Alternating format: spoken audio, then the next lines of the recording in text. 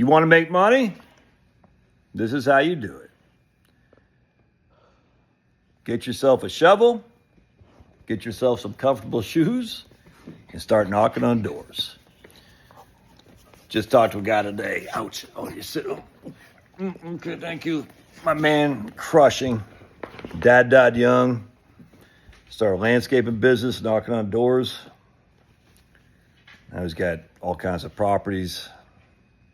Younger than me. Multi-millionaire. Then went to college. Just started knocking on doors, offering landscaping services. After a while, I got bored of landscaping, went to do something else, another job that most Americans don't want to do, making bank. Making bank. Not an easy job, not an easy life. You're making bank. You can do it too. There's nothing stopping you, man. Only thing that's stopping you is you don't want to work. And when I say you, I'm not talking you specifically who's watching this video. I'm talking about a lot of Americans just don't want to do the work, don't want to put the effort, don't want to knock on doors. I was telling my man, I said, I used to knock on doors too when I first started off as a broker.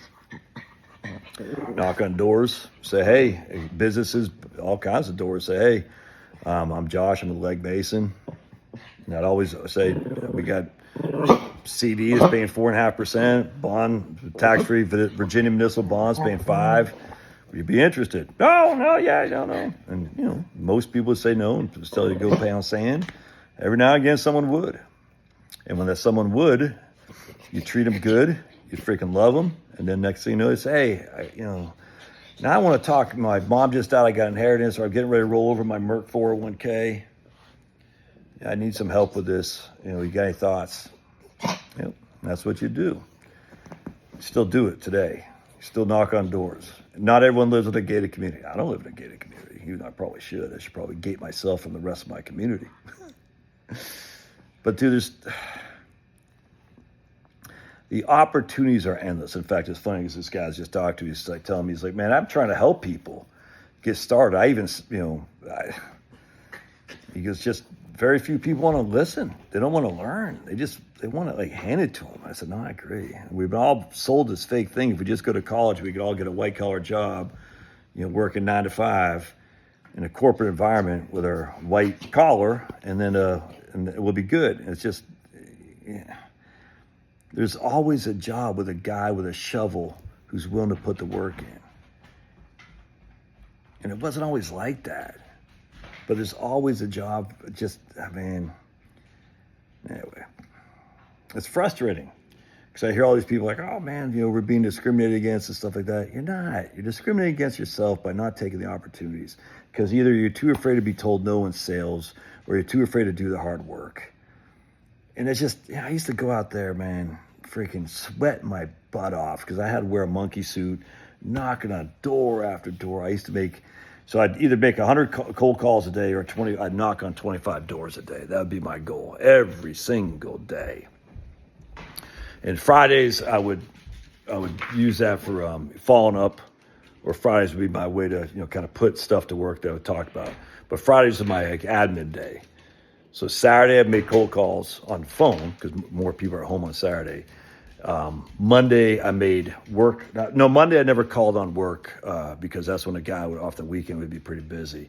But Saturdays, I'd cold call. And then Tuesday and Wednesday and Thursday, I'd cold walk. So I'd make 100 calls on Monday, 100 calls on Saturday, and then walk until I knocked on 25 doors. That was me. I just said, okay, I'm going to knock on 25 doors and call 100 people.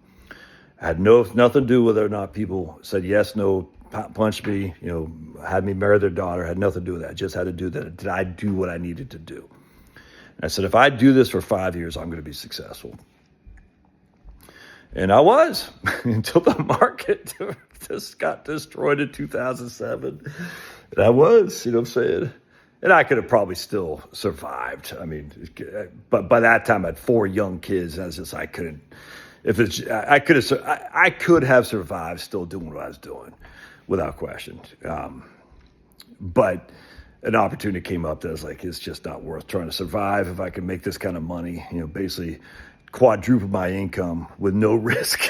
Have free health insurance. Well, not free, but health insurance. It's like just not even debatable to me. And it worked out. But, how did I get to that position to begin with? Well, through hard work. I made my own luck. Like my man here today, made his own luck. He's just like, I'm freaking crushing. I told him, I said, dude, you're just crushing, man. He's like, should I be doing anything differently? I said, dude, you built the freaking house on New Hampshire granite. And a couple things, we got to make sure we got our estate plan done in terms of wills. We got to make sure we have our things, we're coverage in case someone sues us and whatnot. But in terms of financially, hell no, dude. You legend. You got cash on the side. You got stocks.